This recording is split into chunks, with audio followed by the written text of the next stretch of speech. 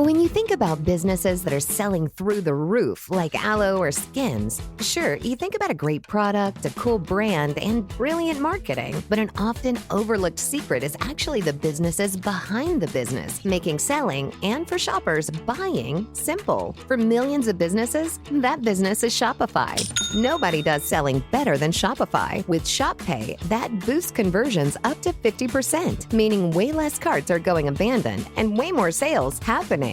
So if you're into growing your business, your commerce platform better be ready to sell whatever your customers are scrolling or strolling on the web, in your store, in their feed, and everywhere in between. Businesses that sell more sell on Shopify. Upgrade your business and get the same checkout Skins uses. Sign up for your $1 per month trial period at shopify.com/Westwood1, all lowercase. Go to shopify.com/Westwood1 to upgrade your selling today. Shopify.com/Westwood1. This is Kevin Harlan. Black Friday game days coming to Prime, and it's going to be huge. Black Friday football is back with Bears-Eagles at 3 p.m. Eastern, followed by an Emirates NBA Cup doubleheader, Bucks-Knicks at 7 p.m., and then Mavs-Lakers at 10 p.m. And the whole day starts with the Capital One Skins game as 4 elite PGA golfers hit the links with $4 million on the line. Don't miss a moment of Black Friday game day. The Capital One Skins game at 9 a.m. Bears-Eagles at 3. Bucks-Knicks at 7. Mavs-Lakers at 10. And it's all only on Prime.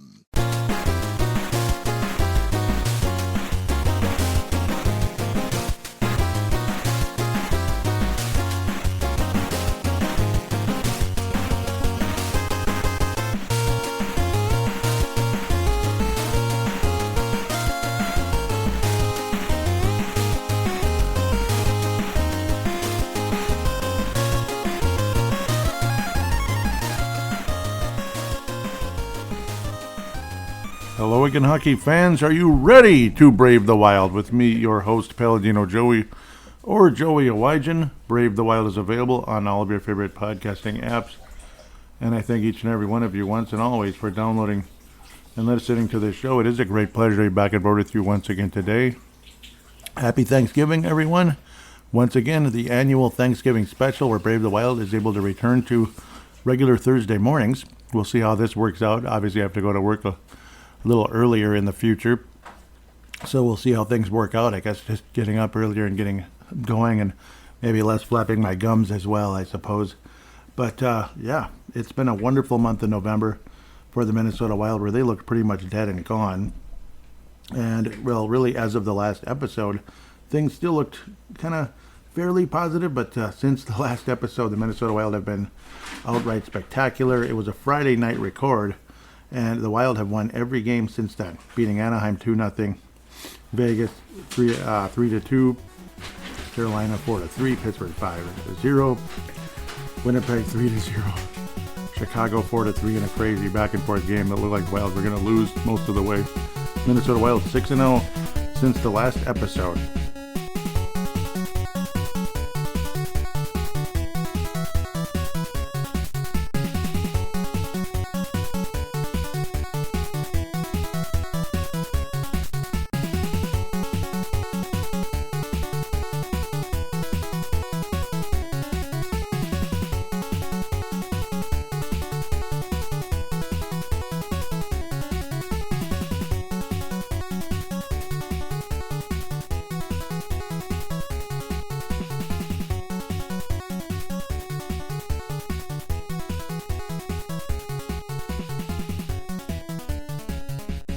Well, bear with me. My voice might be a little bit weak, kind of like sore. I kind of had a little bit of injury, like my ribs, chestish area. So kind of hanging in there. Not going to elaborate too far as to what happened, but obviously not any type of altercation with anybody. Just hurt myself. So stupid and frustrating, but that's how it goes. Yeah, enough about me. I'm not going to review every game in detail, and plus you probably don't really want that. But in general, it has been a wonderful, wonderful month for the Minnesota Wild, at least from pretty much since the last episode, as the Wild had recently lost another overtime game to the San Jose Sharks, and we ranted a bit about that. Just 2 days earlier, he did have a 2-0 shutout for Jesper Wallstedt. He's had an absolutely spectacular Jesper Wallstedt, he's had an absolutely spectacular month in November. 3 shutouts. His goals against average is .99. It's off the charts, obviously, as you look at his season splits. Save percentage 97, 3 shutouts, 5-0 in November, 304 minutes in the net, well, in 18 seconds if you want to be exact. Just 5 goals against in 5 games total. So goals against average of .99 because of the little extra time there. Just absolutely wonderful, insane, and a lot of us were all hoping that Jesper Wallstedt would start looking more like a franchise goaltender, and now he is. That's certainly how he was supposed to be in the draft a few years back now, and boy, do we feel like $1 million with how he has performed. He was the 20th pick in 2021, and it's like, yeah, we took the big one, like the year before, where the Wild going to take Askarov, and no, we ended up taking Wallstedt the next year. Askarov has been pretty good for the Sharks. Spencer Knight's been pretty darn good for the Blackhawks. And that's why both of those teams are moving in the right direction, along with the fact the Connor Bedards, the Scalabrinis, and the other guys kind of getting built around them. Those 2 teams are going to be pretty dangerous in the next few years. Wallstedt's total statistics this year, 6-0 with 2 overtime losses. I don't even know where those came from, right? Goals against average of 1.94, save percentage of 93.5, and 3 shutouts on the year, making 4 for his career. Apparently he did have one other one real early. But generally speaking, it was a very frustrating start to his NHL career and AHL career, pretty much outside of that shutout. Obviously, it was very frustrating. A lot of us were very concerned if he was going to be anything for this team. Myself, obviously, Derek's show, Crease Assist podcast, they were very concerned with Wallstedt the last year or so. Wallstedt, you get the idea. The last year or so, and so was I on this one as well. Just hoping, praying that things work out. And it's like, yes, well, we're going to find out this year pretty much, and we're finding out that Jesper Wallstedt has become a very special goaltender. Philip Gustafsson's had some good moments. His overall numbers are okay. 2.8 goals against average. He had another shutout recently. He's got 2 on the season. The Wild have 5 overall. Gustafsson's save percentage is 90.3. He is 7-7 on the year. 14 actual decisions and 2 overtime losses. So the Wild now are 13-7-4 on the season. Not a spectacular number, but 3rd place in the Central Division and back in the playoffs, and kind of, in a lot of ways, kind of where the Wild have always been. Kind of hanging around 3rd place, wild cards. I suppose the Wild have been in 2nd place, had spectacular seasons, only to lose in the first round. So hopefully goaltending can be the key to pushing the Wild over the hump and getting past the first round and maybe even beyond to the West Finals. And then, who knows? Obviously, Boldy and Kaprizov were spectacular in the postseason last year. And then a lot of frustrating things happened. Poor execution, stupid plays, maybe a frustrating call or 2 versus the Vegas Golden Knights. And the Wild go from looking like they were probably going to win that series to losing in 6 games. It was incredible how things just utterly collapsed last year. Boldy and Kaprizov were the talk of the NHL in the first week or so of the postseason. It was spectacular, whereas the year before it was like, gosh, are these guys ever going to do anything in the playoffs?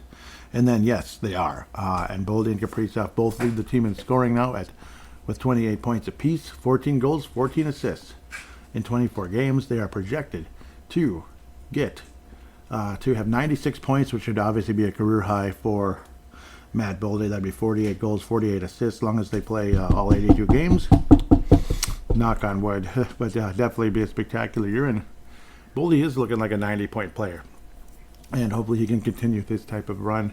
Because this, it looks realistic. This doesn't look like some guy who's talented, but he's just kind of jumping up and, outperforming what he really is. That he's just this halfway decent player. No, I mean, he's starting to look more like a star now. I'm afraid to use the term superstar. I remember even last year people were saying he's a superstar last year. Not too many people, or like an absolute star or whatever the term was. People were using it. Certainly wasn't everybody, and it definitely wasn't me. It's like he's not there yet. We'll see. Hopefully he is. And I'd say he's definitely at the star level. He should definitely make the all-star team. Without a doubt, Kaprizov is definitely there. Kaprizov has had his ins and outs. He's had his disappearing moments. A lot of people are kind of irritated at the thought of See, Boldy's making $7 million, Kaprizov's making 18. It's like, what a difference when it comes to the contract. It's a shame that Kaprizov had to squeeze out that extra $1 million per year.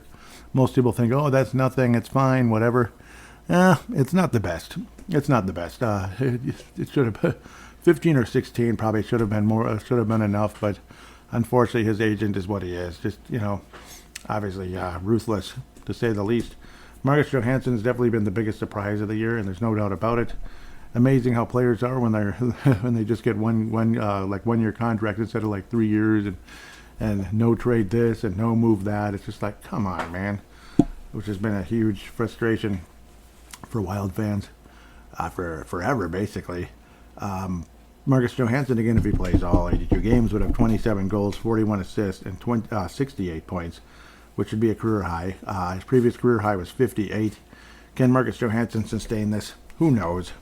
We'll see what happens, but he's on pace for a career high, and sometimes as players get older, they have these spectacular renaissance seasons, and I guess Marcus Johansson's doing that right now. I remember it seemed like not that long ago, Marcus Johansson with 50 points. It's like, yeah, right. You're lucky to get 40. Brock Faber, a guy who didn't have a single point in his first 9 games and was a -7. He was very frustrated, irritated with himself. Since then, he's been spectacular. 24 games, 15 points. He's on pace for 51 points and 21 goals to go along with the 51. It would have been 21 goals, 31 assists. Been downright spectacular. He's improved his plus-minus by 8. He's now a +1, which again isn't a spectacular number, but hey, it's better than being minus, considering he was a -7. 6 goals, 9 assists, 15 points. But on pace for 51, which again would be a career high. And nice to see Brock Faber looking like the guy that all of us kind of saw, especially in his rookie year. And maybe a little pressure taken off as things are going forward. Spurgeon's been downright spectacular in terms of not allowing goals. He's only got 4 points on the year. He's a -5 on the season because of the crappy start. But there's been a spectacular stretch with him that's been brought up. Crazy. I don't know the exact stat, and I apologize, but I believe it's over a 9-game period. No goals given up with Spurgeon on the ice. So absolutely great there. Strosa has what was believed to be a longer-term injury. So that's unfortunate. He went down pretty hard on a play, 22 games, 5 points. Got some speed, got some ability, but nothing spectacular, generally speaking. Injuries to Ryan Hartman and such. Hartman, 20 games, 7 points for him. Bolted Danilo Urov up to the top line, and you're seeing more. You're seeing more than ever. Urov already very responsible defensively as a center, not a wing, but a center. And now we're seeing a little bit of offense as well, and he's playing the role great. A lot of people are saying we already have our number 1 center, and that is Danilo Urov. And what great news that would be if that ends up truly being the case. I hope it is true. It would be basically what we've been waiting for forever, and it would look like a pretty spectacular move. So my my hot take of that David Jiricek could be Bill Guerin's doom. I mean, you never know. It still could be, but at the same time, guys like Danilo Urov performing and the team playing the way they are, well, I don't know if there is going to be any doom at all. Jesper Wallstedt ends up being a franchise goaltender. That could definitely help keep a guy's job, without a doubt. Nico Sturm was finally able to return. He did score a goal last night against the Chicago Blackhawks, his first goal of the season and his second game of the season, wearing that weird number 78, but good for him. He's been centering the third line. We'll go down the lines here real quick. Danilo Urov centering the top line with Kaprizov on the left, Zach Zuccarello on the right. Obviously, Zuccarello's return has been a huge boost for this team as well. Joel Eriksson staying healthy has been a huge thing. Knock on wood. Oh, man, last year he was just snake bit with injuries. Marcus Johansson, left wing, and nobody's complaining anymore about him being in the top 6 because right now he deserves it. Right now, he deserves it. On pace for 68 points. Joel Eriksson centering that second line, Boldy on the right. Again, one of the leaders of the team in scoring. Our top 6 looks freaking awesome.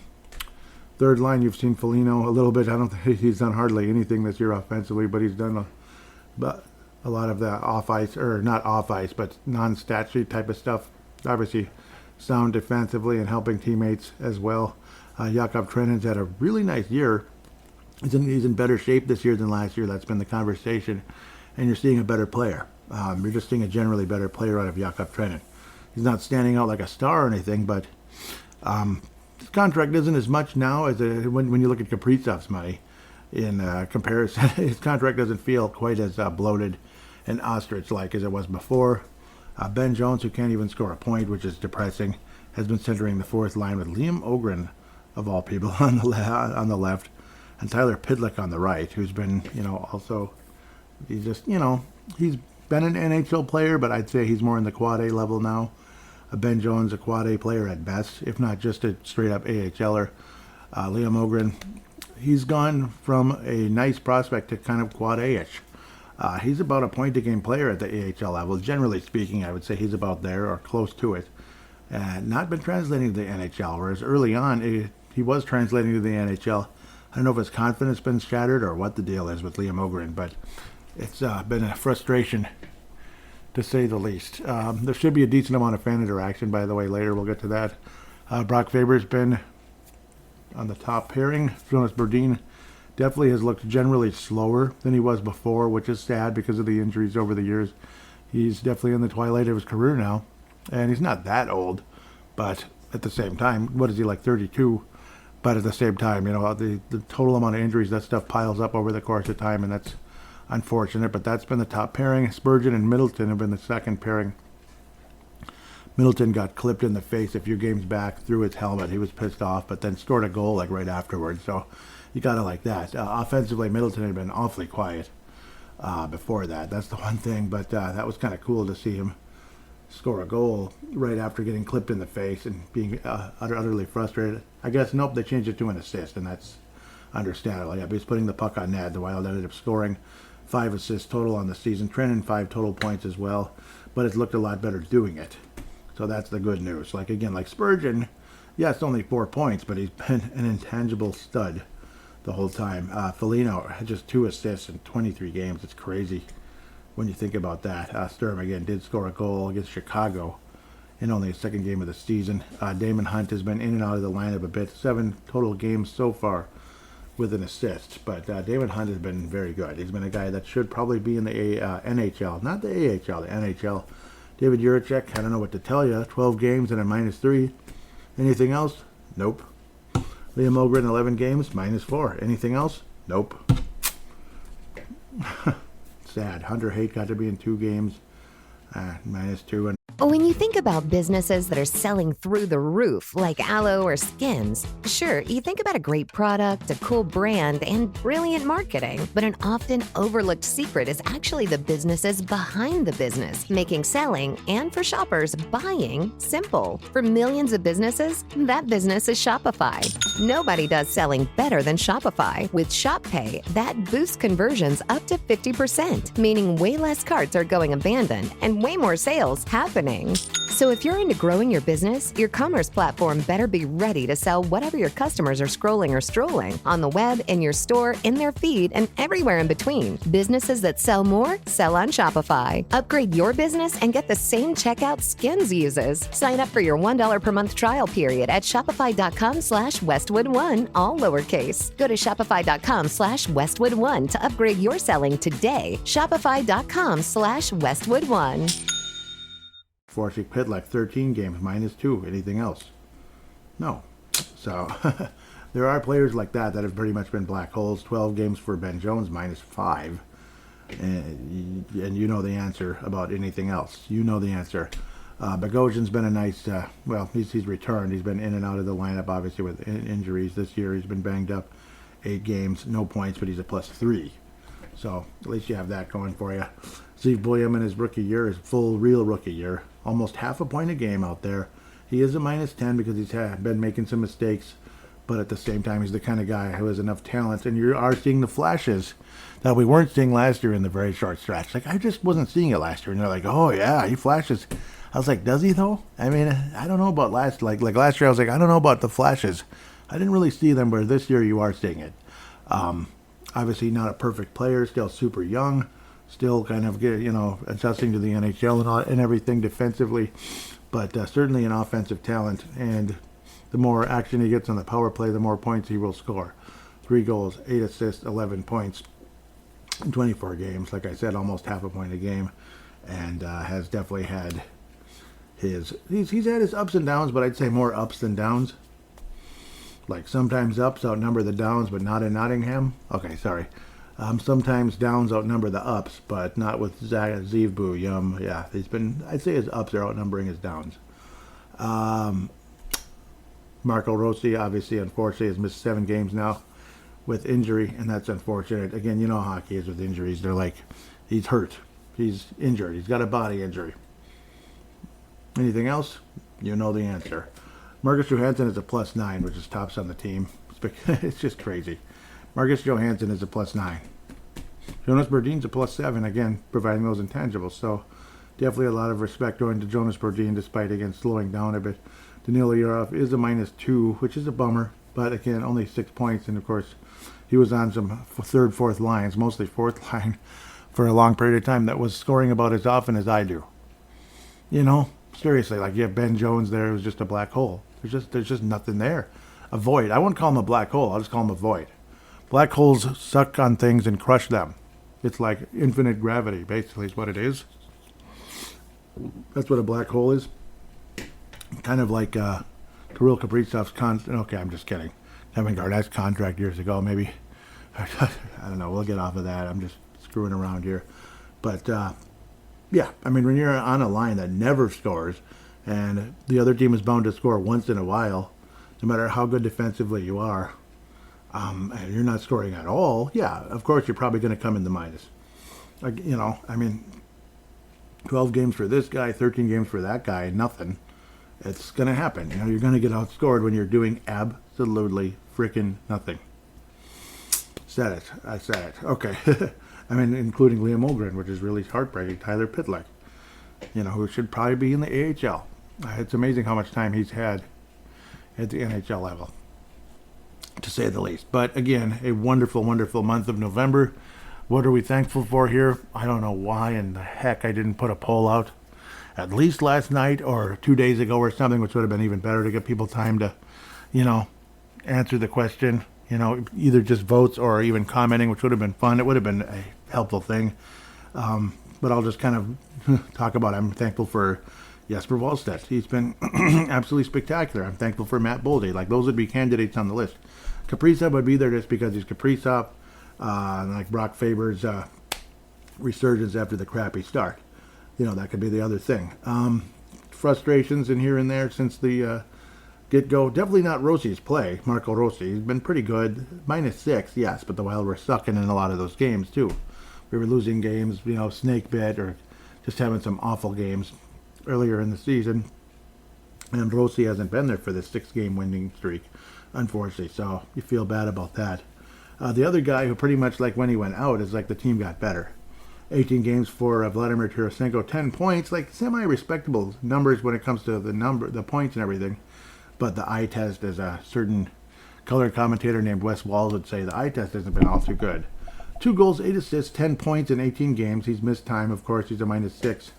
Vladimir Tarasenko, generally speaking, it's like cool to see him in a Wild jersey, but yeah, it might have been cool seeing Archie Manning in a Viking jersey once upon a time too.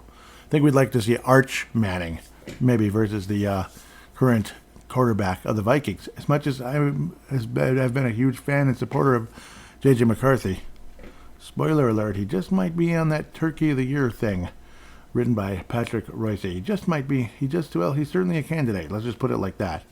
A very strong candidate, because he hasn't been good.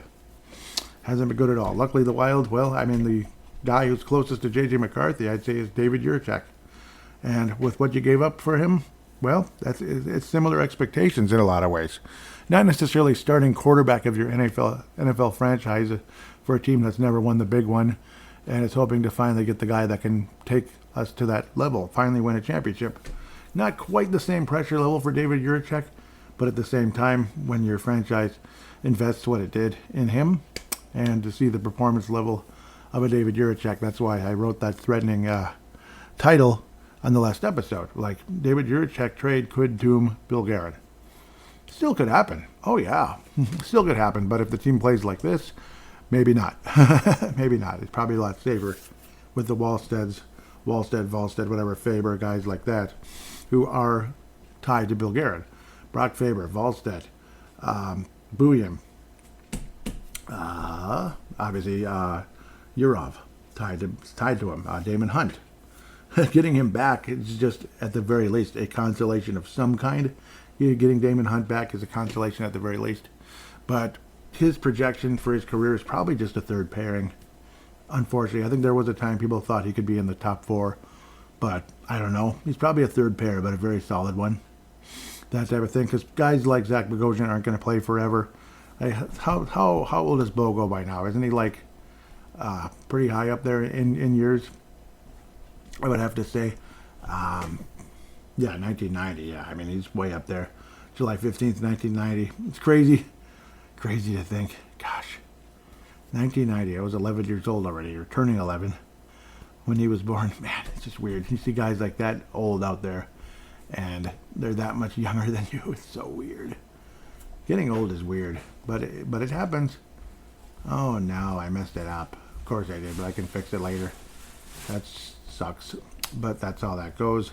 Probably the most surprising win here, other than, shutting out the Anaheim Ducks. He'll probably think they're overrated, and, they got off to like a hot start, but we'll see what happens, and da-da-da. Well, Joe Quenneville's the coach. He's won multiple cups, 3 to be exact. He's been spectacular. Of course, things went south pretty harshly without the ice stuff with him. We'll get off of that, but Quenneville coaching the Ducks, best of luck there. Pittsburgh off to a great start despite Mike Sullivan no longer being the coach. It's like he was the problem, and it's like, I don't know about that. Boldy with 3 points versus the Penguins. He also had 3 points against the Hawks last night. Faber had 2 points against Penguins, but a 5-0 win. Crazy. This was Philip Gustafson's shutout here. The season opener was a shutout, and all of us are like, here we go. This could be telling for the year. This could be a great season for the Wild, and da-da-da, because St. Louis was looked on as a team that was going to emerge nicely. Pretty much since then, they've been terrible. So, whatever, I guess. But maybe it truly was a foreshadowing for the season that we're going to have spectacular goaltending, generally speaking. Not necessarily by Gustafsson, but maybe kind of sort of Gustafsson also. But it's been a wonderful run, generally speaking, for both goaltenders, particularly in the month of November. But you could also say overall as well. We'd like to look at the splits here for Philip Gustafsson in the month of November, if humanly possible. It's like you have stuff up and then you lose it. Yeah, I mean, 2.2 goals against average. He doesn't have... No. This is like his career. What's going on? This should be his season. That's dumb. Oh, they didn't do this right.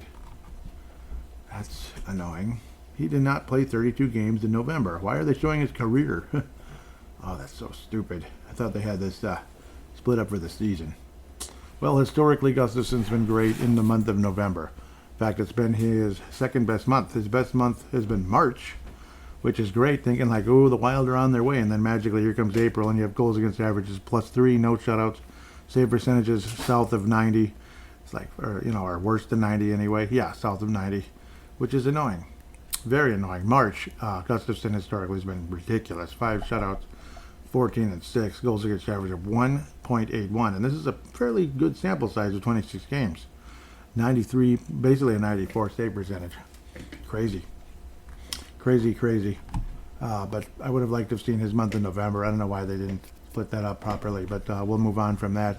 He's been good in November as well, but not as good as Wallstedt, because Wallstedt's been the best of the best, pretty much, generally speaking.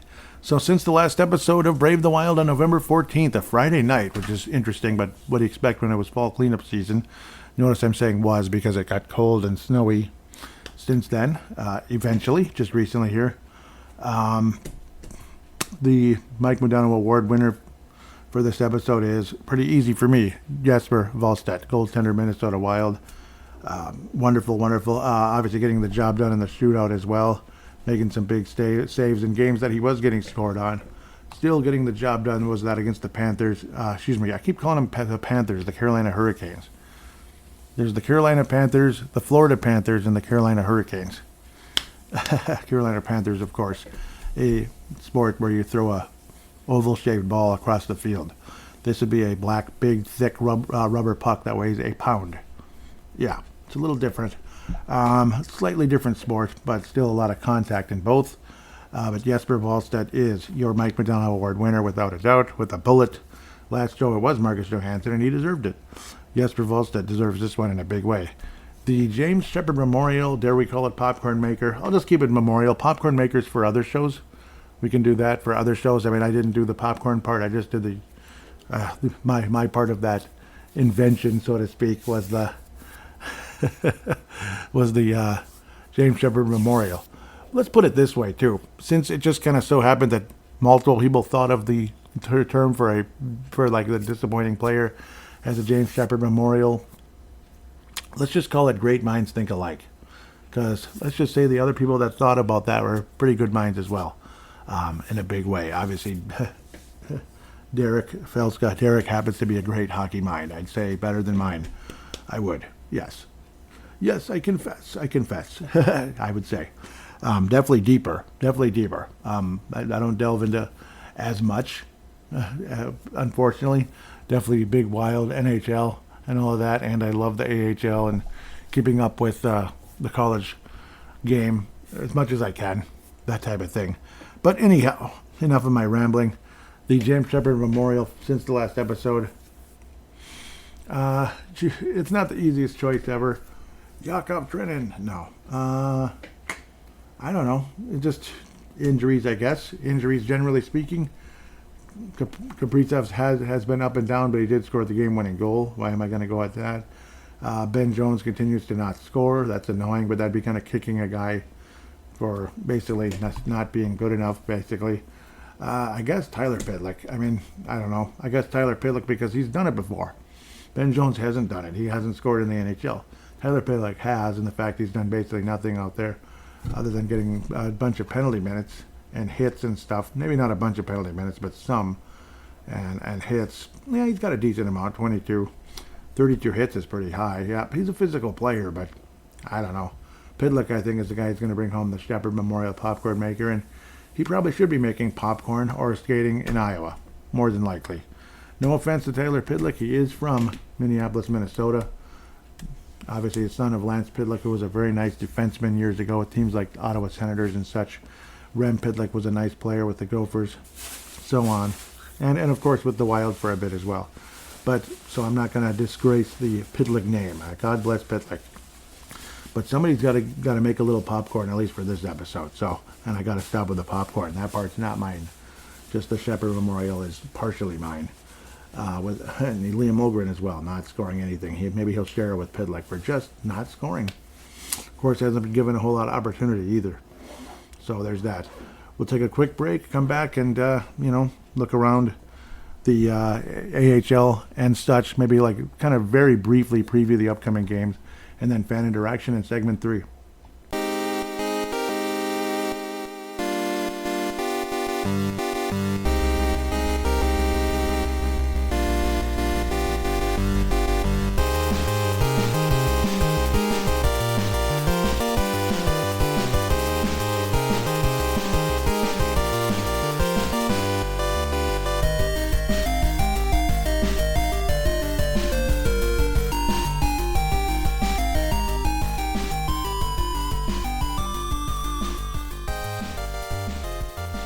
And we are back here on Brave the Wild, segment number 2. Previews a little bit, looking at the AHL and college and stuff like that, looking at the Wild prospects, basically. And then segment 3 should be pretty fun. So, before we get into any of that, we're going to hear from DraftKings right now. Spinorama's Michigan goals, a sprawling save across the crease, live and breathe all the highlight moments with DraftKings Sportsbook, an official sports betting partner of the NHL. New customers bet just $5, and if your bet wins, you'll get $200 in bonus bets instantly. Download the DraftKings Sportsbook app and use code THPN. That's code THPN to turn $5 into $200 in bonus bets if your bet wins. In partnership with DraftKings, the crown is yours. Gambling problem? Call 1-800-GAMBLER. In New York, call 877-8-HOPE-NY or text HOPE-NY, which is 467-369-3669. 369. In Connecticut, help is available for problem gambling. Call 888-789-7777 or visit ccpg.org. Please play responsibly. On behalf of Boot Hill Casino and Resort in Kansas, pass-through per wager tax may apply in Illinois. 21 plus age and eligibility varies by jurisdiction. Void in Ontario. Restrictions apply. Bet must win to receive bonus bets, which expire in 7 days. Minimum odds required. For additional terms and responsible gambling resources, see dkng.com/audio. Limited time offer. Copyright NHL 2025. All rights reserved. Well, let's get right into the upcoming games here. We get a Black Friday 2:20 on ESPN Plus and other options, I suppose, against the Colorado Avalanche, who are kind of like the Oklahoma City Thunder right now. They don't lose any games. I don't like either of them, by the way. I don't like the Thunder or the Avalanche, but it is what it is. 17-1-5 on the season. Sweet Mother McCree. What the heck? You gotta be kidding me, right? In goals, the Wild are 19th, Colorado's 1st. Assists, Wild are 13th, Colorado's 1st. Power play, the Wild are 5th, and Colorado's 24th. Oh. Anyhow, goals against, Colorado's 1st, the Wild are 13th. Interesting. Penalty kill, Colorado's 3rd, the Wild are 24th. Well, it's better than 32nd or whatever. Penalty minutes, both teams not so great. Colorado 25th, the Wild are 28th. Pretty bad about getting in the penalty box. 4-game series during the course of the season. This is the opener. Then we'll have upcoming games against Colorado on December the 21st. And then all the way up to when we have a whole lot more sunlight in the evenings anyway. And in the mornings, I'm sure we'll have some more. February 26th in Colorado. Both of these games will be the first two will be in the in the GC, the Grand Casino Arena. That'll take a little while to get used to. And then a March 8th, 1 p.m. matinee. March 8th, definitely some more sunlight there in Colorado. That's one thing I always look forward to every season, or just as we get later in the year. Obviously, it's fun. You know, the games are more important than ever. And, we're starting to head towards spring again. That always feels good, generally speaking. But enough of my weather and spring conversation. Colorado is good, and I did pick them to win the Stanley Cup this year. It's looking like a nice pick so far. Holy cow. The Wild have more shutouts than the Blackhawks, whatever they're called, the Colorado Avalanche. The Wild have more shutouts, but generally speaking, Colorado's been more consistent. They didn't have a crappy start. Mackenzie Blackwood has only been in 5 games, but he's 4-0. He's got 2 shutouts in those 5 games, and his goals against average is 1.98. Save percentage of 93, basically, slightly under. Scott Wedgwood's been the starter. Remember, the Blackhawks had a problem in the net years ago, and they acquired these 2 guys, and they've been pretty good. Wedgwood has been the main starter with 17 games. 13-1 in those games. 2 overtime losses. 1 overtime loss for Mackenzie Blackwood, by the way. So, yes, they've lost. They've technically lost. Even Trevor Miner has had 2 overtime losses, despite a goals against average of 2.12. Holy cow, he's been in 3 games. Save percentage right about 91. Even Trent Miner, holy cow. But Wedgwood, 2.09. Goals against average, 13-1 with 2 overtime losses. And then 91.8 overall for his save percentage. So, yep, the Avalanche have had 5 overtime losses. So they have lost games, but regulation, they have only won the whole stinking season. Pretty crazy, pretty sick. Nathan MacKinnon, boy, you think that Boldy's doing good at 28 points, and he is. Nathan MacKinnon, though, in 23 games, 39. 39, yep. Martin Nikas, 23 games, 30 points. He's a plus 21. McKinnon's a plus 26. Cale Makar's a plus 24. In 23 games, 30 frickin' points. 9 goals, 21 assists. Crazy. 8 power play assists, no power play goals for Makar. But I wouldn't be complaining too much if Cale Makar happened to be skating wearing the Christmas colors or the North Star colors. Brock Nelson, I'm glad he's not skating for us, and he got a pretty rich contract. He's at less than half a point a game at this stage, but he is a plus 12 points, 6 goals, 6 assists in 23 games. And he's just getting older and older and older day by day.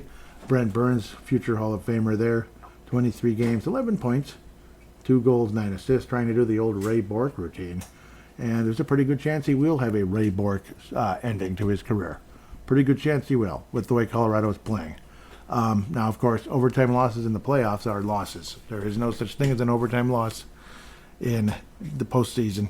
You lose, you lose. And we all know that all too well around these parts, and so does everyone else, frankly. Brent Burns, again, going after that Ray Bourque Stanley Cup late in his career after being close with the Sharks and Carolina over the course of time. Not so close with Minnesota years ago, but he did make the playoffs a couple of times, I suppose, only to lose to Colorado, Anaheim, and such during his time with Minnesota. I think it was just Colorado and Anaheim. Pretty good teams for Minnesota, but things just went south quickly in those series, unfortunately. Yes, the Wild have lost the playoff series to Colorado. And, well, who knows? Maybe the Wild will pull off some miracle against them this year. Shocking the world. But if I was a betting man, and with DraftKings, yep, if I was and am a betting man with DraftKings, it's Colorado probably right now to be the pick to win the Stanley Cup. And I did pick them at the beginning of the year. We'll see if I'm right. I'm not picking them like, yay, I want them to win. Just that's kind of what I see, so to speak. Let's move on quickly. I don't think the Wild beat Colorado, but it'd be nice if we could. Maybe the Wild keep things up, but I got a feeling Colorado wins the game like 3-2, something along those lines. Unfortunately, I don't know what I'm doing. It's like I'm hitting all the wrong buttons here. How frustrating is that? Okay, let's go to Buffalo. The Wild will then play Buffalo. Up and coming, back-to-back games. So we will see both goaltenders here. Maybe Gustafsson versus Colorado. Buffalo gets Wallstedt. That's got to be a win. Buffalo is 9-10-4.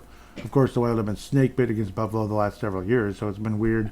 Alex Lyon's been solid in that. And yes, and I went on a little while about Colorado, but they have a great record this year. Alex Tuck, a guy the Wild might want to trade for or something, if you want to get that extra piece. Jason Zucker's in Buffalo as well. 13 points in 15 games. Actually, nice season, but he's missed time like he always did with us. Tuck is leading the way with Tage Thompson, both with 21 points in 23 games. 12 goals for double T there. Tage Thompson. In the net, they've been frustrating, generally speaking. Luukkonen has been the main goalie. Well, he's been the best goalie, but he's missed time. Alex Lyon has been the main guy. 3.07 goals against average. Colton Ellis in 5 games. Almost 3.5 goals a game. Luukkonen, 89% save percentage. And goals against average of 2.73. That's okay, but the save percentage is not so much.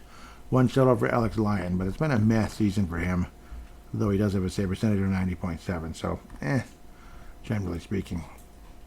Rasmus Dahlin has had his ups and downs, but he's been a heck of a player generally. 16 points in 20 games, so go him, I suppose. The Wild beat the Buffalo Sabres. Final score 2-1. The Wild will beat the Sabres 2-1. Let's keep moving. Edmonton Oilers, 500 so far, 6th place in the Pacific. They were off to a crappy start last year, then rebounded and got back to the Cup Finals when the playoffs mattered most. And I don't know, I don't see it happening this year. Calvin Pickard's averaging almost or over 4 goals a game and a less than 85% save percentage in 9 bleeping games. 7 of them starts. Stuart Skinner's been average at best. 18 starts, 8-7, 3 overtime losses, 3.18 goals against average, and a save percentage at 87.8. Connor McDavid, who took the pay cut to help the team, and I don't know, it's not working out all so great. He's playing well, but generally speaking, things aren't going well in Edmonton. 34 points in 25 games. Leon Draisaitl is the actual goal-scoring leader with the Edmonton Oilers anyway. 14 goals, 29 points in 25 games. I could see the Wild beating the Edmonton Oilers as well. Definitely had our ups and downs versus the Oilers. This will be our first game in December on Tuesday, December the 2nd. I think the Wild win in Edmonton, and I think why the heck not. I'm not sure which goaltender is going to be in net. Could be Wally, could be Gus, but we'll see how things go in these up-and-coming games. Volley, or whatever you want to call him. But I think the Wild win the game with a final score of like 3-2 type of situation. Maybe 4-2 with an empty netter. But the Wild win the game. So we'll move on from that. The Wild go 2-1 in the upcoming week. So unfortunately, I do think the winning streak ends against the Avalanche. But we'll see. We'd love to see the Wild win. Let's move quickly into the prospects, if humanly possible. Where the screen was shrunk down. That's annoying. Let's go to Iowa first, like we always are want to do, by clicking on Liam Ogren, because you can pull up both. Yeah, he's only at about a half a point a game. Iowa's just been horrible. Iowa's in last place with only 11 points on the season. Second worst record in the entire AHL, so kind of picking up where they left off. In fact, they're even worse this year. I don't understand it. Ben Jones with 2 assists in 2 games in the AHL. Most of his time has been up here. David Juracek is still technically on the Wild, but keeps getting scratched. 1 goal, 1 assist in only 4 games in Iowa. Should be there, boosting up his confidence, but I don't know. Would he be, though? He was a -4 in 4 lousy games, too. What the flip, Saunders, man. This is depressing. You get all kinds of sons here as well. Zmolak, like Doug Zmolak, 3 games for Iowa. Sandlin, like Scott Sandlin, 1 assist in 17 freaking games, and he's a center. But, I don't know, that's how it goes. Hermantown, they know a little thing about winning in the high school ranks. Cal Peterson, who'd been the stronger goalie, is down to 3.06. 2 wins, 7 losses. 1 shutout on the year, but both goaltenders' save percentages are in the upper 80s. Just depressing. Depressing to say the least. Jerry Mayhew's back. We love him. Yep, he leads the team in goals and points. And 9 points. But guess who's the other leader in scoring in Iowa? It's David Spacek. What do you think of that? Unfortunately, he is a -4, but he's got 9 assists in 17 games. So that's the main positive, I think, in Iowa right now. Otherwise, it's just been extremely depressing. Just depressing, to say the least. It's cool to have Jerry Mayhew back and everything. But he's 32. He's a quad A player. Spacek. Spacek has been taking steps forward, but at the same time, the team just stinks. Bradley Height so far hasn't translated from the WHL to the AHL so far. 5 points in 17 games, 2 goals, 3 assists. We'll see. He's a -8 from Saskatchewan. Pitlick was down there at times. 4 points in 5 games. Yeah, definitely quad A guy at this point of his career, though, even though he's been a solid 4th line, even 3rd line guy at times with previous teams like Dallas and such. I believe he even played for Calgary for an extended period, did Tyler?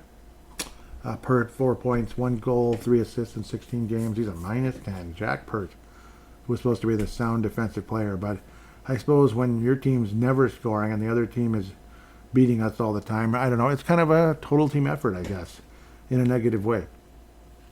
Archie Lambos, 1 goal, 3 assists in 18 games. It's depressing, absolutely depressing. Iowa is just, I don't know. I feel bad for fans down there, and I feel bad for Greg Cronin. I feel bad for the players. It's unfortunate, the prospects and the veterans. I mean, it's just the whole... When you think about businesses that are selling through the roof, like aloe or skins, sure, you think about a great product, a cool brand, and brilliant marketing. But an often overlooked secret is actually the businesses behind the business, making selling, and for shoppers, buying, simple. For millions of businesses, that business is Shopify. Nobody does selling better than Shopify. With Shop Pay, that boosts conversions up to 50%, meaning way less carts are going abandoned and way more sales happening. So if you're into growing your business, your commerce platform better be ready to sell whatever your customers are scrolling or strolling on the web, in your store, in their feed, and everywhere in between. Businesses that sell more, sell on Shopify. Upgrade your business and get the same checkout Skins uses. Sign up for your $1 per month trial period at shopify.com/Westwood1, all lowercase. Go to shopify.com/Westwood1 to upgrade your selling today. Shopify.com/Westwood1. Organization is just an absolute frustration right now. I don't even know how this is possible. 81 penalty minutes, or 86 penalty minutes in only 15 games for Mark Lewinsky from Dauphin, Manitoba. He's 6'1", 185. He's not like this big bruiser type of guy either. 86 penalty minutes in 15 games, 1 goal. Wow. I don't know. That kind of sums things up with Iowa right now, I think. Major suckage. Embrace the suckage, yeah, bleeping nerd. No, I'm just kidding. Sorry, that was from Friday. What was it called? Nightmare on Elm Street, when the AVGN, Angry Video Game Nerd, did the video. And he was doing the Freddy bit. Embrace the suckage. Yeah, they're embracing the suckage there. in Iowa. Merit Huzadinov checkup. Well, 3 goals, 3 assists, 6 points. He'd be a solid fourth line center for us, I suppose. 20 games for the Bruins, 6 points so far. I keep hitting the wrong button. It's freaking annoying. Come on, you idiotic. You son of a gun.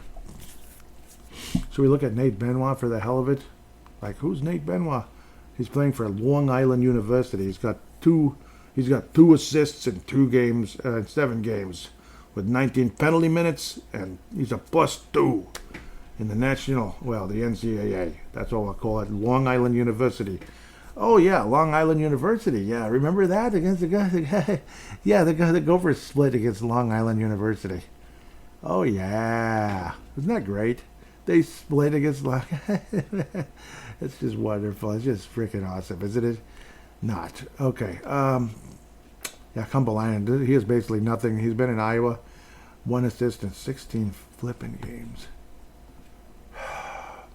You look at his profile picture, it pretty much says it all. It's just got that, yeah, I'm here.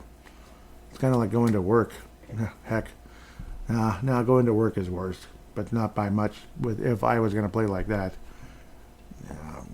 Let's move on. Jimmy Clark, Gophers.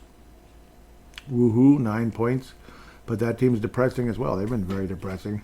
9 points for Jimmy Clark, 16 games, 2 goals, 7 assists. He is a +2, which is solid and everything. We appreciate it. Oh, come on. It feels like everything's like a step slow today. What else is new? Charlie Stramel, 16 points in 13 games. He has taken another huge step forward for the wrong team. I wish it was the Gophers or something, not Michigan State. But, wow. He is over a point a game now in the college level.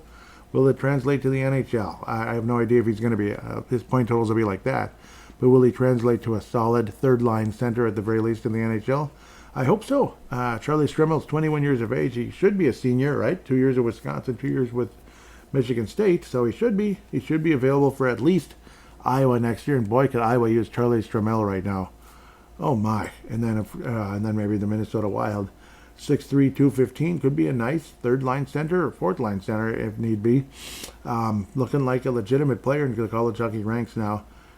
His 2 years in Wisconsin were putrid, especially his second year. Like, what the heck? He was even worse. He took the big step last year. Not spectacular numbers, but good. This year, closer to spectacular. Good for him. 16 points in 13 games, and he's been a plus player throughout his whole time with Michigan. +13 last year. He's a +14 so far this year. Yay! I got to talk about something positive other than, the Minnesota Wild were kind of important to this show. Just a little bit. Woodsky, the goaltender. Moose Jaw Warriors. What is he, a 5th-round pick a few years ago for Minnesota? He's still only 19.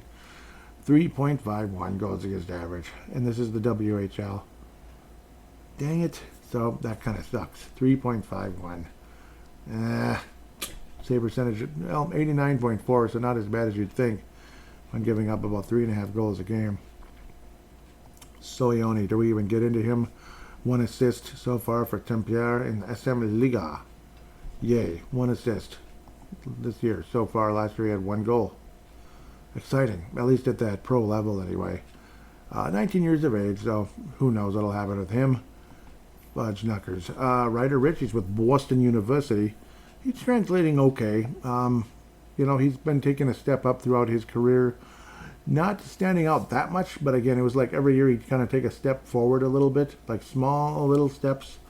And then he won the championship with Medicine Hat last year. See, he'd have decent numbers in the regular season, but then he'd step it up in the postseason. You'd notice a different player in the playoffs, which was exciting when it came to Ryder Ritchie. So we'll see what he does with Boston University as they enter the NCAA tournament. 4 goals, 7 assists, 11 points, and a -5, though, for that school. He's a 19-year-old, and he was a 45th overall pick in 2024. We all know who Zeev Buyem is. Let's get to Kiviharo. Again, he doesn't put up spectacular numbers, and he's a -9 this year so far. 5 points in 17 games. Did nothing in the postseason last year. 4 games and nothing. So that's a little annoying. We'll see if Kiviharo... I'd say he's a long shot at best, but we'll see. Stranger things have happened.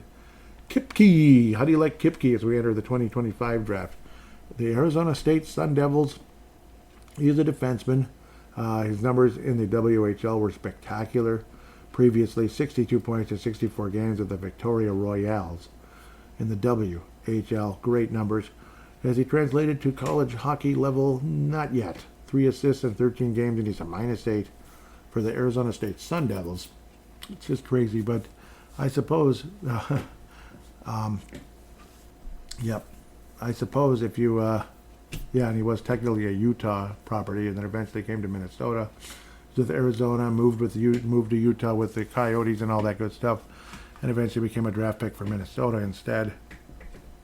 20 years of age, not translating all too good to college level just yet. We'll see what happens. So he's probably a long shot, unfortunately, when you look at the grand scheme of things. Carter Klippenstein doesn't get much better than that. His rolls right off your tongue. He's a left winger. He's definitely taken a step forward. Pardon me. More of a physical type of player. He'll get some penalty minutes. He'll be a defensive kind of a grinder type. Yay, we have about 9,000 of those. But he was a +20 last year for the Brandon Wheat Kings. He's a +5 this year. But he's definitely providing more offense. Last year he didn't even have half a point a game. This year he's almost at a point a game. 20 games, 16 points, 4 goals, 12 assists. He's been a bit of a playmaker. So exciting there to see him taking some steps forward. We'll see what happens. 4th round pick in 2025 for Carter Klippenstein. Sounds more like a character in a horror movie.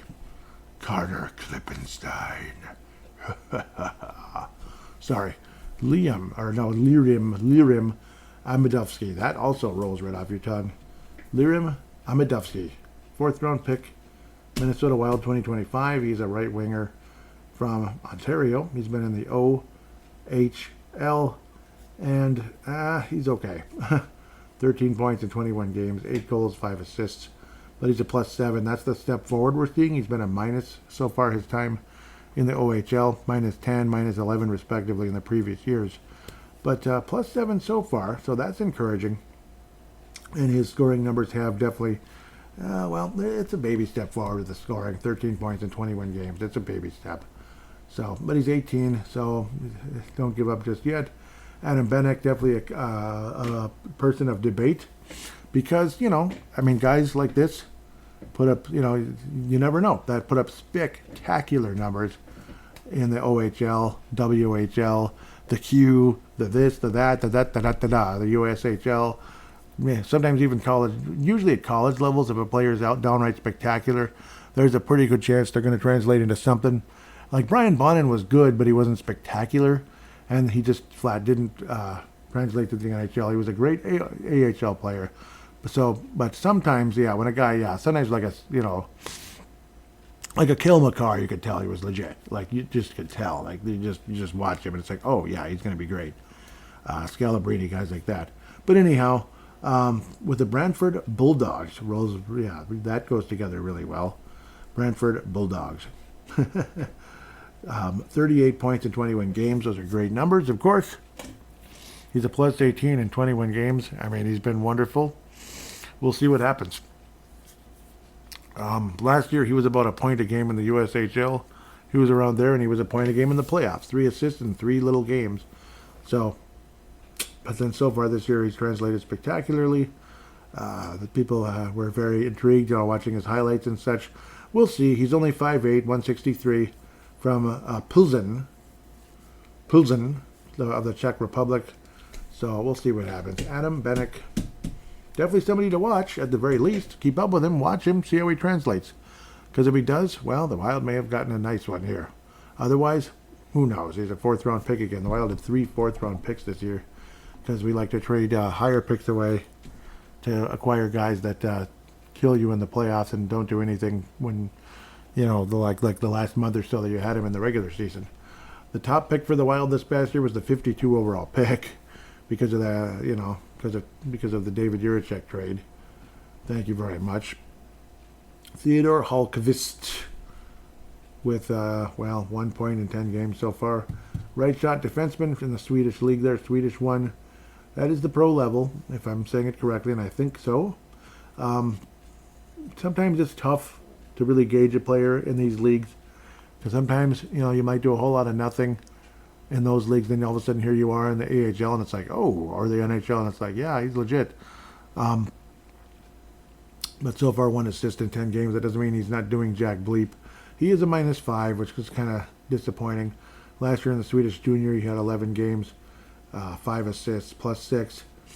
And then we'll just see how this works out at the end of the day. But nothing really stands out right now. He's at 1 point in 10 games in the Swedish one. So we'll see. We shall seeth. Come on now. With that said, we're going to take a quick break and then return for fan interaction right after this.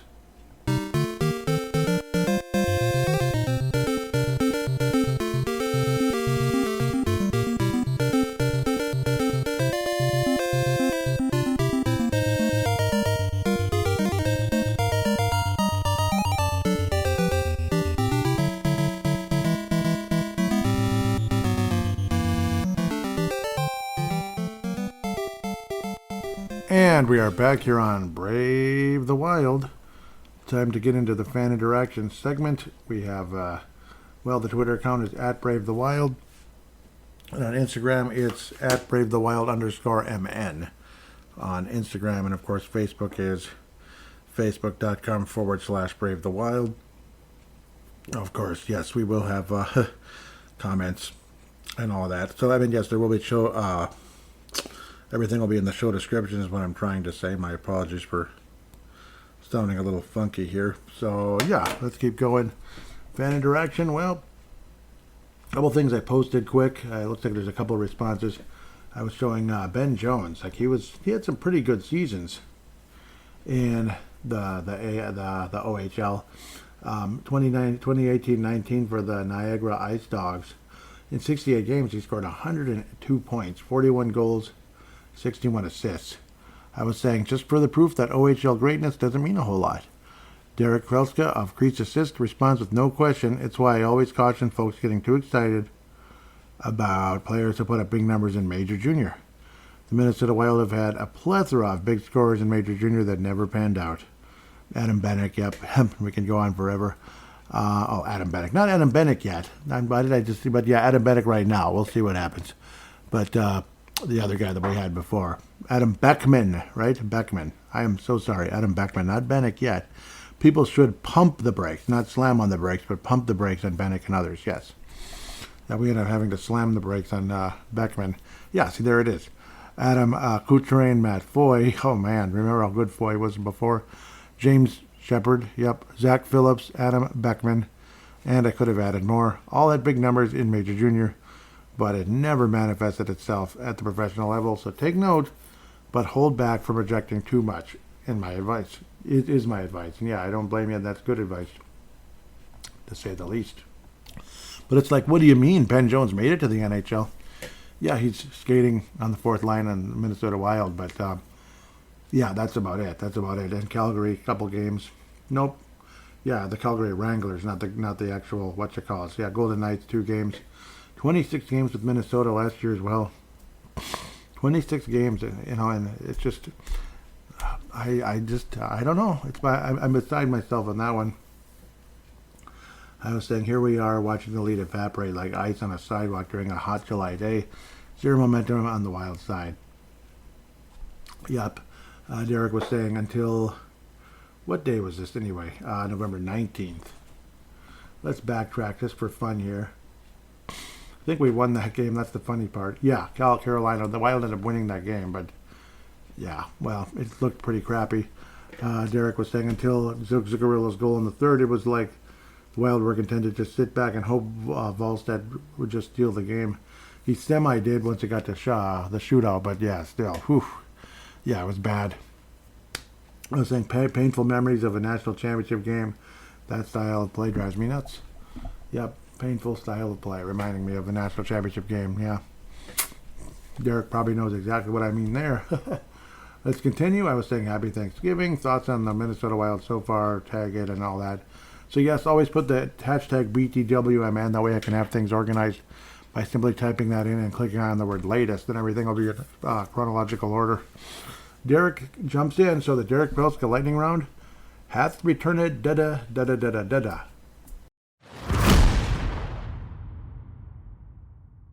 Indeed. Did you miss that? I did. The Minnesota Wild have embraced a more defensively structured game, coinciding with the return of Matt Zuccarello. The team has more cohesion, even with Rossi out. The team appears to be more comfortable, and the team has climbed into the Central's top three. Wallstedt has shined. Absolutely. It's been a completely different game, hasn't it been? Things were so bad. Okay, here we go. Here's a question for me. What are your impressions on the play of Danila Yurov so far? Has he met your expectations? So far, I'd say yes. I'm intrigued. I'm intrigued. Like as a rookie, as a still very young guy, definitely not like Kaprizov coming in when he was already like 24. I think is when Kaprizov started in the NHL.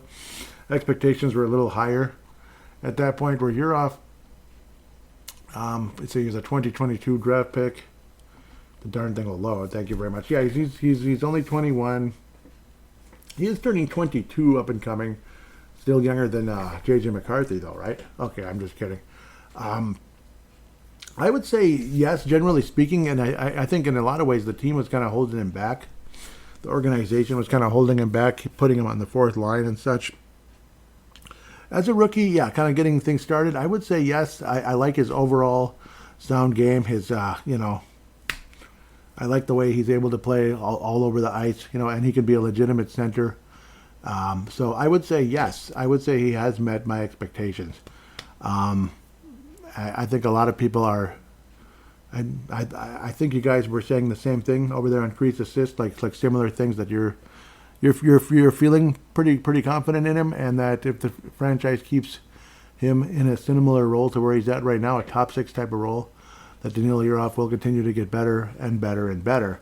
And that he's not just kind of lucky to be there, so to speak, like with Kaprizov and Zuccarello, but that he's actually helping the team. He's actually helping. He's not just, well, I guess he's there, so his stats will go up, that kind of thing. Nope, I think there's something there.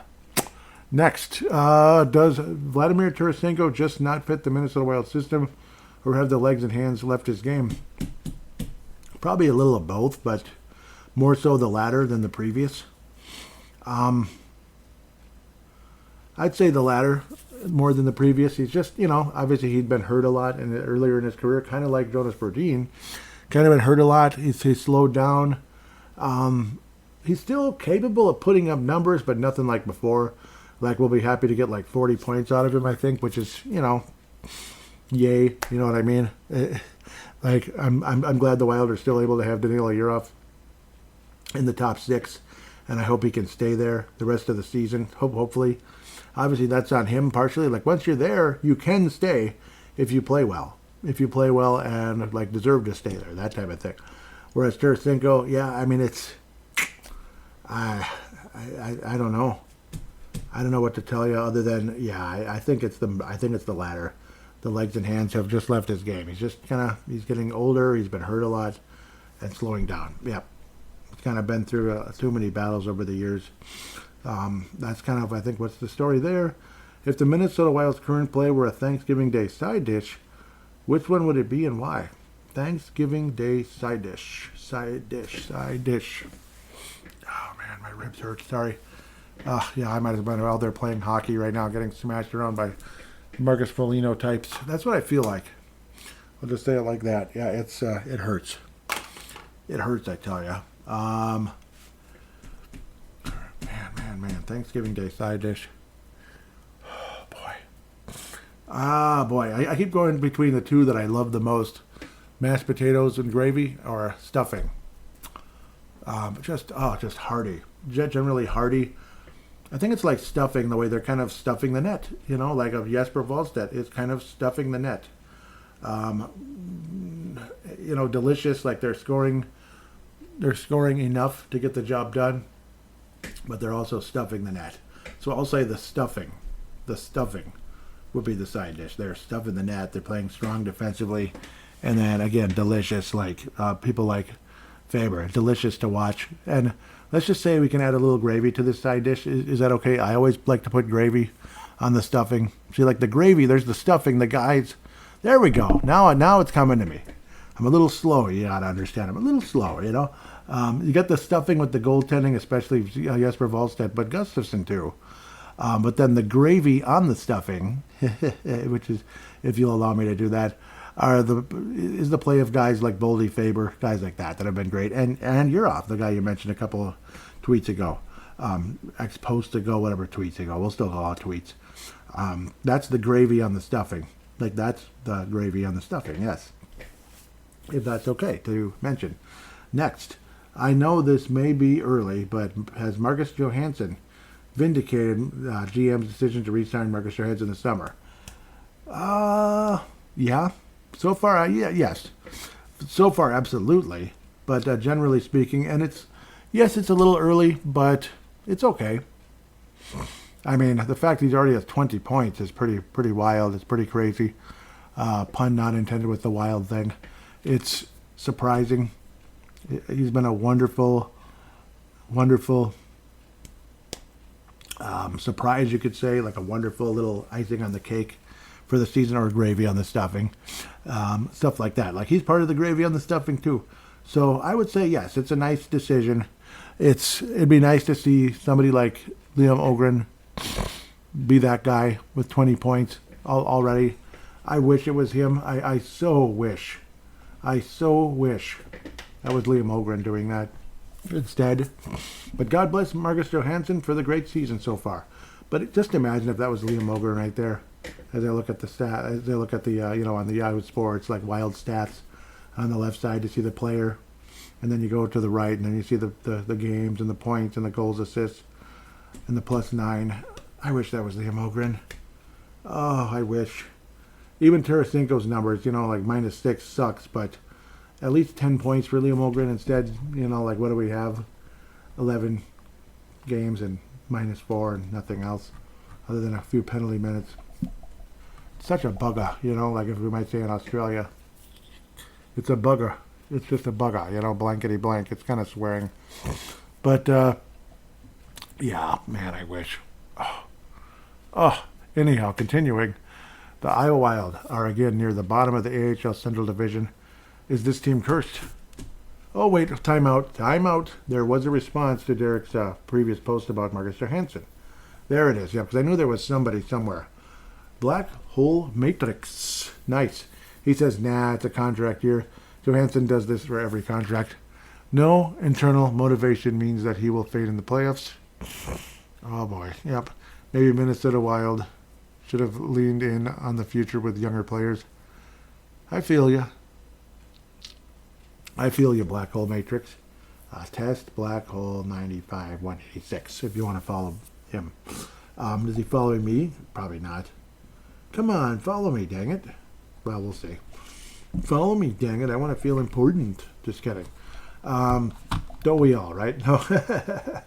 Yeah, I mean, I can understand that. It's a, it might sound kind of like pessimistic, but yeah, I can understand that take too. Because he's done that kind of crap before. Him being Marcus Johansson. Next one are the Iowa Wild cursed, basically. Nicholas Marshall says, might be my fault, but I'm only suspicious half the time. Superstitious half the time, my bad. Are they cursed? So far, it kind of feels that way, for crying out loud. So far, it kind of does. Like, it's ridiculous. It's like players go down there to die or something. Careers, not players, not people. But careers go down there to die, it seems like. Look how bad Jesper Wallstedt was with Iowa Wild. Look at him with Minnesota. Now I know a lot of that was probably off-season training, practicing, getting his timing right, and all of that. When you think about businesses that are selling through the roof, like aloe or skins, sure, you think about a great product, a cool brand, and brilliant marketing. But an often overlooked secret is actually the businesses behind the business, making selling and, for shoppers, buying simple. For millions of businesses, that business is Shopify. Nobody does selling better than Shopify. With Shop Pay, that boosts conversions up to 50%, meaning way less carts are going abandoned and way more sales happening happening. So if you're into growing your business, your commerce platform better be ready to sell whatever your customers are scrolling or strolling on the web, in your store, in their feed, and everywhere in between. Businesses that sell more sell on Shopify. Upgrade your business and get the same checkout Skims uses. Sign up for your $1 per month trial period at shopify.com/Westwood1, all lowercase. Go to shopify.com/Westwood1 to upgrade your selling today. Shopify.com/Westwood1. That is part of it, off-season work, more so than just, like, get me out of this stupid Iowa Wild. But I wouldn't doubt that was part of the problem. I would call them toxic. And I don't like to say that necessarily if it's, because I don't think it's Greg Cronin's fault. I think he inherited it. And how he's going to fix it, I have no idea. And I feel bad for him that he's kind of stuck in that situation, because I think he's better than that. I think Greg Cronin's a pretty decent coach. He helped Anaheim improve. I think he deserves credit for Anaheim improving. They went from a putrid team to a 500 team. Now, 500 in the NHL ain't what it used to be. You used to be able to make the playoffs with a 500 record. Nowadays, that's not even a slight possibility. So, but still, again, look at Anaheim now. They're a first-place type of team. So, yeah, it's pretty wild, to say the least. And I keep using the term wild, but it's weird. It's disappointing. Next one. With the Minnesota Wild playing better of late, what player or players have been the biggest surprise, and which player or players have been the biggest disappointment? Biggest disappointment, obviously, for sure. Well, yeah, like Liam Ogren and David Jiricek are absolutely on the list. Now, have they been given the proper opportunities? I don't know. I think Foligno's been disappointing a bit as well. I mean, my gosh, just 2 assists in 23 games. It's kind of weird. Trennan's been a bit of a surprise in terms of, like, he actually looks like a solid NHL, top bottom 6 guy now, even though he doesn't really produce much for the points, but he looks solid. So we appreciate that.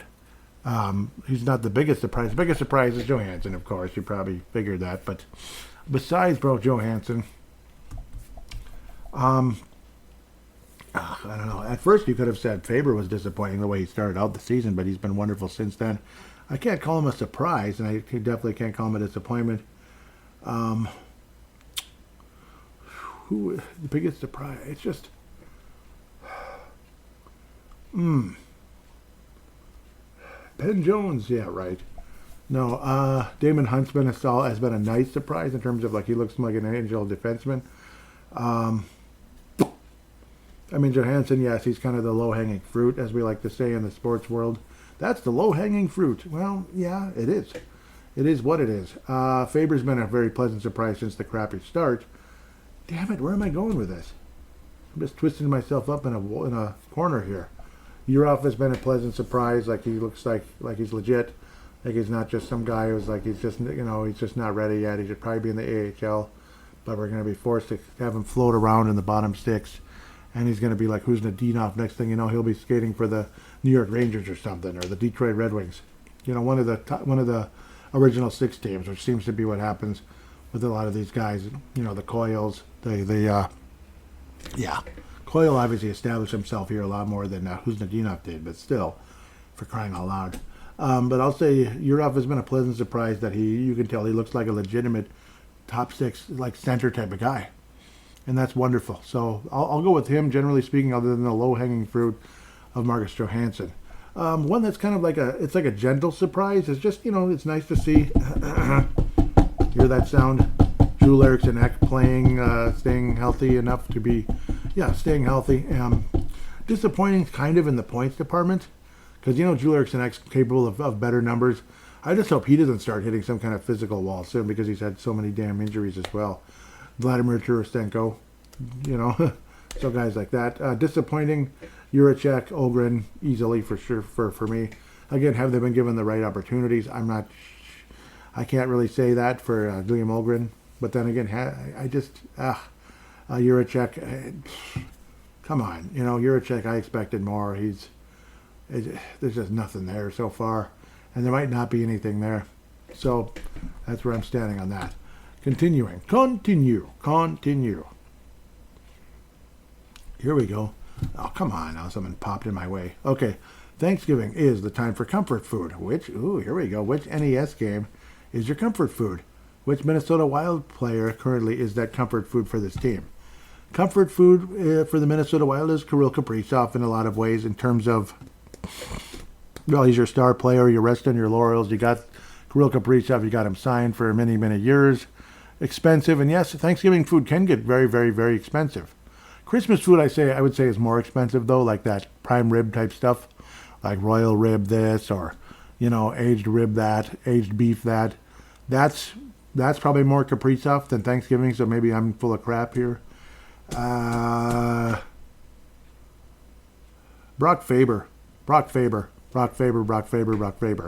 Yes, because you can count on him. It's not Kaprizov, it's Faber. So if you come back to me with what Christmas food, when it's time for Christmas conversation, which is like only a month away, which is insane to think about. Seems like yesterday I was swimming in Medicine Lake. Like the end, like those hot late September days and early October. Yeah, it's freaking Christmas in a month. It's crazy. But then again, yeah, the cat's already out of the bag when it comes to Christmas food. It's expensive, but it's delicious. Like that expensive beef. Kirill Kaprizov. There, okay, but pretend I didn't answer it already. So feel free to ask that one again. Brock Faber is the comfort food you can count on to be the best defenseman on the Minnesota Wild, because I think he is. I don't think there's any doubt about that. Spurgeon's been a bit of a comfort food as well, but you never know. I mean, you hope he can stay healthy as well. So NES game, which NES game? And I'd like to forward that to you as well. And I got to be, now that I'm hopefully going to have more time now, a little bit more time, with the stupid lawn service most likely being over, and I'm like to be like Marc-Andre Fleury and be done now with the lawn service. I think 31 years is enough. What do you think? NES game, comfort food. Come on, Joey. Just, come on, spit it out. NES game, comfort food. Come on, Joey. Brains, let's go.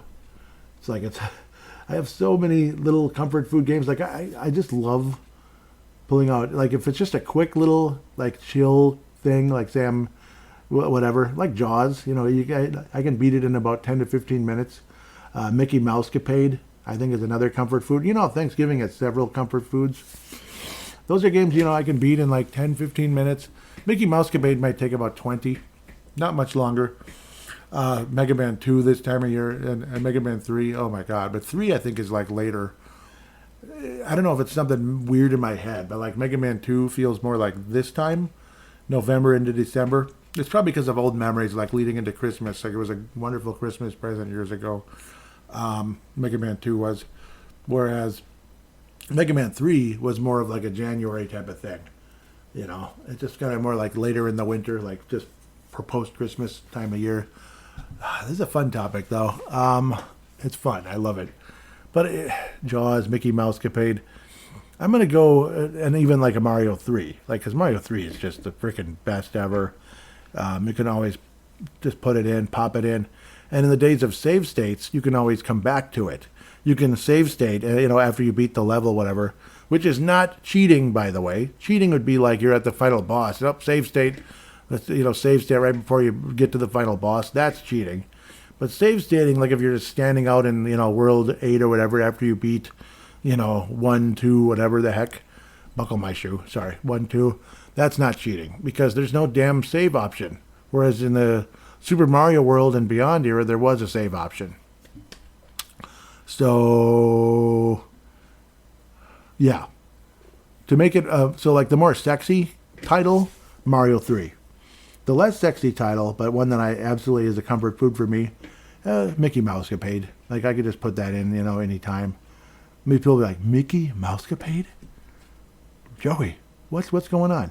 Well, when I did Video Game Flashback, what was episode, was it episode 3? Or 4 or whatever? I think it's the first real episode I ever did of the show. I think it is. Because I remember the first ones back in the day. Oh, I thought I heard a buzzing. I really don't want to answer the phone right now. I'm in the middle of a dang show, or the end of it, but I'm not answering the stupid phone. Leave me alone. Just leave me alone. I can't handle it. Leave me alone. Okay, just kidding. See, Mega Man 1, I couldn't call comfort food. It's too flippin' hard. Okay, it was technically episode 6, because 1 would be Dribble Dribble. It was a video back in the day. Gyromite would be 2. It was a... Why can't they just give it up? What the fuck? Sorry, pardon my French. That drives me nuts hearing that damn buzzing in the background. I just want to... I want to... I'm thinking about comfort food and I'm hearing something buzzing in the background. It's enough to make you want to put your fist through a... Okay, I'll calm down. I'm not that crazy. So yeah, Video Game Flashback is technically 1. Gyromite is 2, but these were videos translated to audio, which isn't that exciting. Operation Wolf 3. The pilot episode 4, when I made fun of some other shows that, were promising, but they just would talk about nothing half of the episode. It was stupid. 5, Combat. Yeah, that's kind of a comfort thing, but you have to have a teammate, though. Comfort, to me, is when you can just play it by yourself. And what were the first 2 episodes I ever really did besides Combat? Because I wanted to start from the quote-unquote beginning, so to speak, of home consoles. Mickey Mousecapade, Episode 6, Jaws, Episode 7. Like, what does that tell you? That tells you what I feel about those 2 games. So Mickey Mousecapade is the winner at the end of the day. Sorry for dragging this on forever. But that tells you something. Mickey Mousecapade's the winner at the end of the day for a comfort game. Boom. I mean, playing it in the summer, it's got a summer vibe to it. And it was I can't remember if it was a birthday present or a Christmas present, though. Dang it, I can't remember. Oh, well. Not important at this point. But it feels like a summer game to me. 1943 is fun, but it's not comfort. It's too hard. Okay, Jay Bushy batting 9th here. He's Greg Gagne. So a lot of times he would be Dan Gladden or Chuck Knobloch batting first, leading off. But this would be Greg Gagne, who was a great shortstop. He says, again, Jay Bushy, I just love you, Jay. He says, is this level of defensive play sustainable? I hope so. I hope so.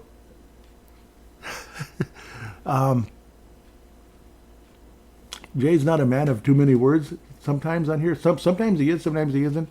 And you're more than welcome to post multiple tweets, but I mean, even just one, it's helpful and it's very welcome. I'll take 1 out of 0, 1,000 out of 1,000 times. Those of you that don't respond ever, it's a bummer, and I wish you would. Timeout. Yeah, no, I already read that, Nicholas Marshall. So Jay, is it sustainable? It can be, because it doesn't feel, as good as it's been, it doesn't feel like it's that spectacular. I think it's possible. I don't think they're going to remain as spectacular as they've been, like generally speaking.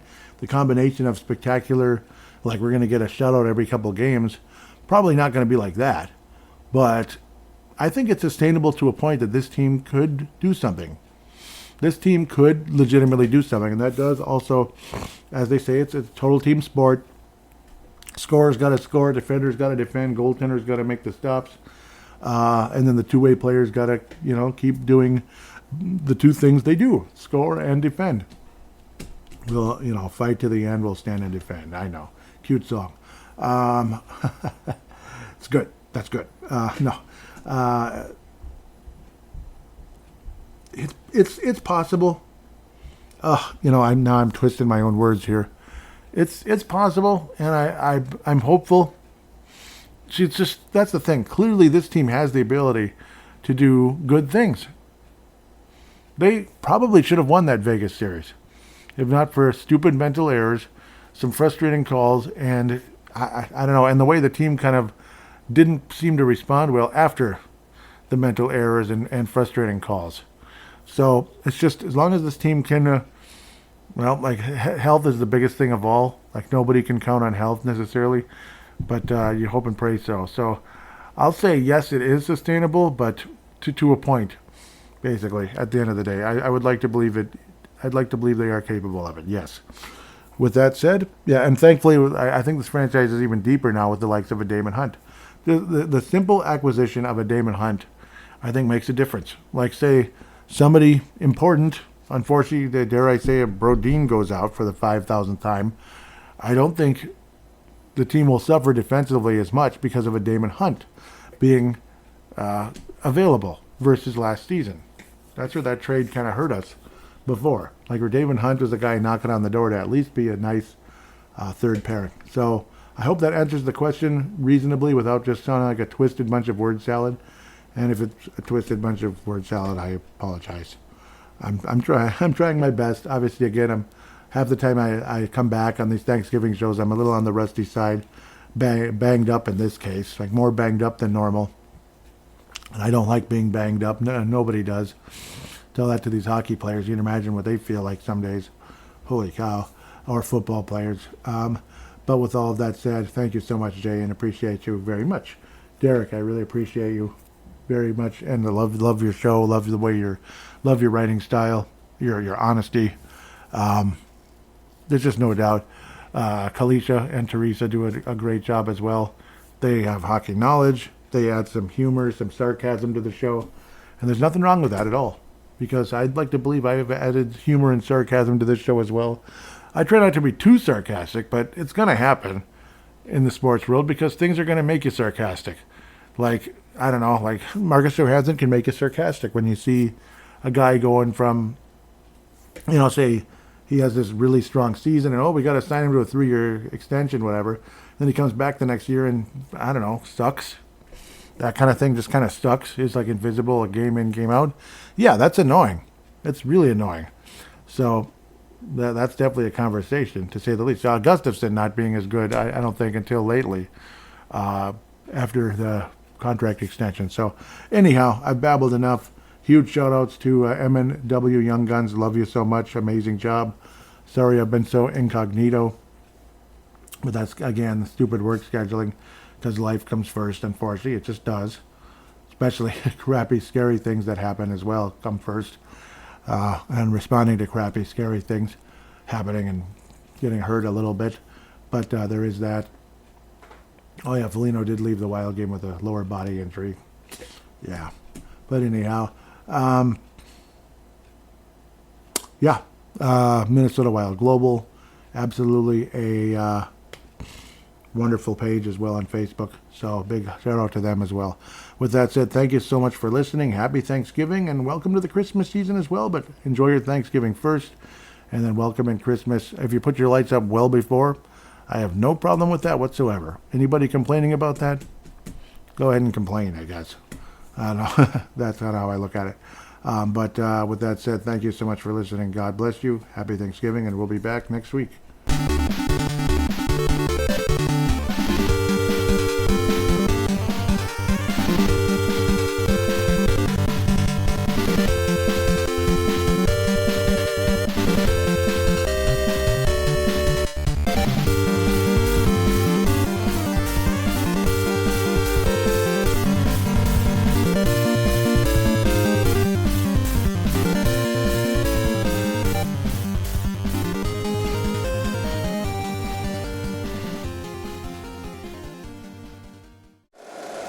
If you like the show, please take a moment to rate, review, and subscribe. It really does help the show to grow.